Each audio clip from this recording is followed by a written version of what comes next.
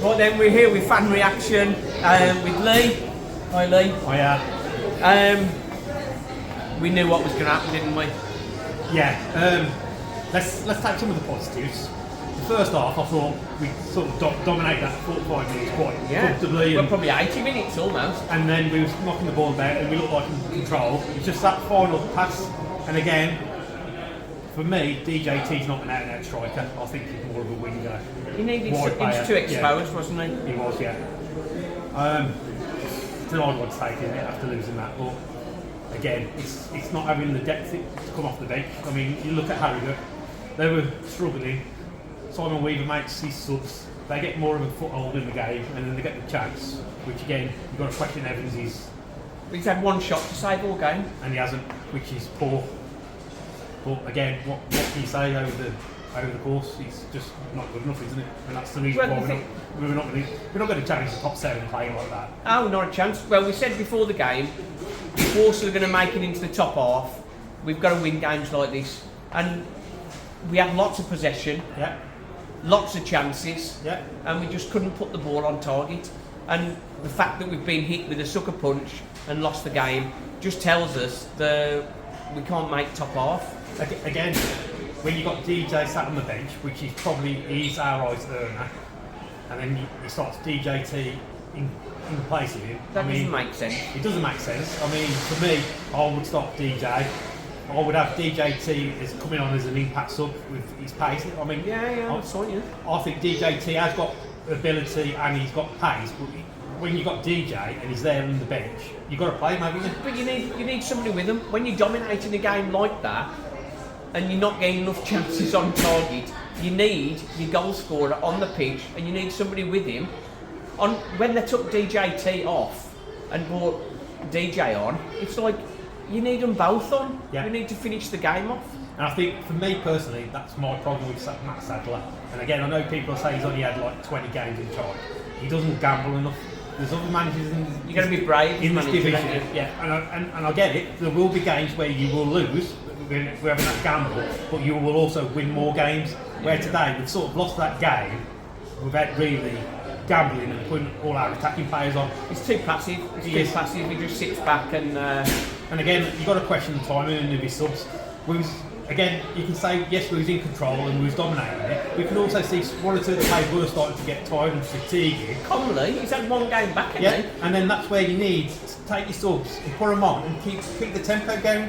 I mean, we have got a young squad, but that should be an advantage to us, playing high tempo and high press and really get on top of teams. And we did with Harrogate, but then, as soon as we drop off it, Harrogate are going to get a foothold in. And like you said, they had the one chance, scored, and instead of having 3 points, we haven't even got one now. We come on that with Matt Sadler, and I get your criticism, but he's got Waddock next to him. He's an experienced coach.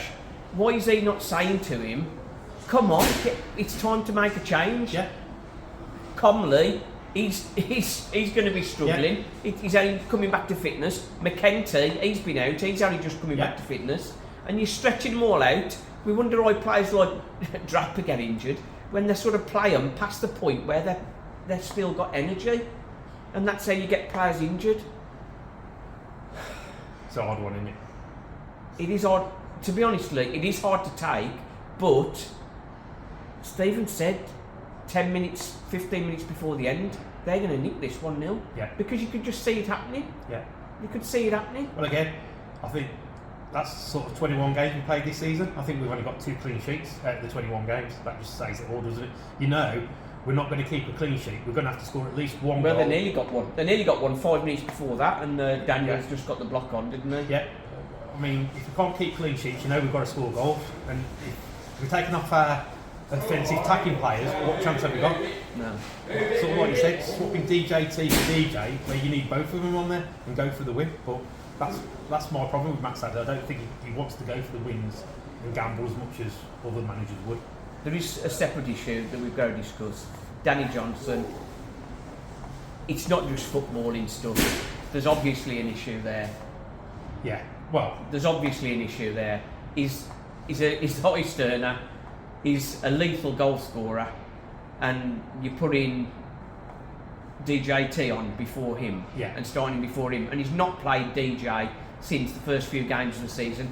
I get it, sometimes the system doesn't work, but I mean, he's a player you've got to have in the team and scoring. The fact that he isn't playing him has got to be, I'm speculating, but it's got to be a discipline issue where he's either turning up late to training, not giving his all in training, and as a manager, what can the manager do other than not drop him? Yeah. What can he do? Well, yes, But yes, true. So cutting nose off, spite the face and that sort of stuff.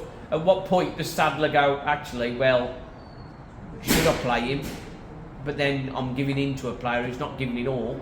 DJT probably working his arse off every single training session, chomping at the bit to get a chance.